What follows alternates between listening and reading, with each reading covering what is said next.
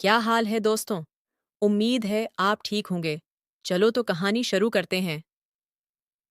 ان کے ہمسائیوں کی شادی اٹینڈ کرنے کا سوچا۔ میں بہت کم گو تھی اور زیادہ کسی کے ساتھ گھلنا ملنا پسند نہیں کرتی تھی، مگر پھر پھوپھو کی بات پر سوچا ہی چھی تو کہتی ہیں پہلی دفعہ کسی ایرانی فیملی کی شادی اٹینڈ کروں گی، بہت چھنیا دینے ولے گا، تو کیا پتا میرا بھی وقت اچھا گزر جائے اور میری بوریت دور ہو جائے۔ میں واقعی پھوپھو کے گھر میں بہت بور ہوتی تھی۔ میری پھوپھو کے شوہر کی نوکری ایران میں لگی تھی، جس کی وجہ سے پھوپھو کو بھی ایران میں شفٹ ہونا پڑا، مگر پھوپھو کو ایران کی آب و ہوار است نہیں آئی اور شفٹنگ کے کچھ ہی وقت بعد میری پھوپھو بیمار ہو گئی، چونکہ وہ میرے ابا کی لاڈلی بہن تھی۔ اس لیے پہلی فرصت میں ابا کو فون کر دیا کہ اپنی بیٹی کو میرے پاس بھیج دو جب تک میری طبیعت نہیں سنبھلتی، وہ میرے گھر کو سنبھال لے گی، اور ابا نے بھی فوراً حامی بھر لی۔ میر اول تو بہت برا ہوا تھا، مگر ابا کی وجہ سے میں خاموش ہو گئی اور نہ چاہتے ہوئے بھی پھوپھو کی تیمار داری کرنے ایران پہنچ گئی۔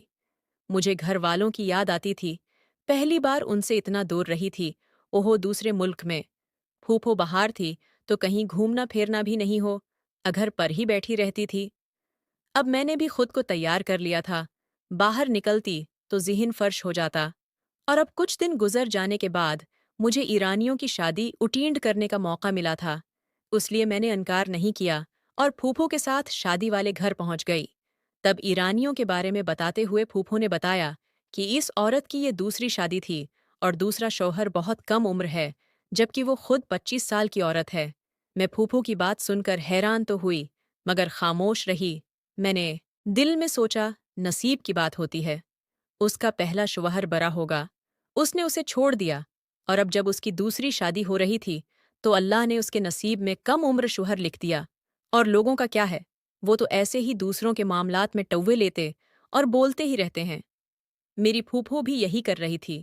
میں خاموشی سے ان کی باتیں سنتی ہوئی شادی والے گھر کا جائزہ لے رہی تھی۔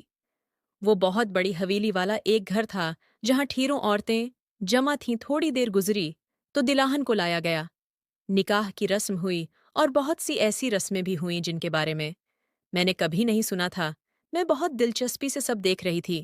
پھر جب نکاح کے بعد دولہا کو سٹیج پر بٹھانے کے لیے لایا گیا تو یہ دیکھ کر میری آنکھیں پھٹی کی پھٹی رہ گئیں۔ وہ لڑکی تو 25 برس کی جوان تھی، مگر لڑکا… میرے پیارے ناظرین، اگر آپ کو یہ کہانی اچھی لگ رہی ہے تو میری اس ویڈیو پہ کمنٹ کریں تا کہ آپ کو یہ کہانی مزید مل سکے۔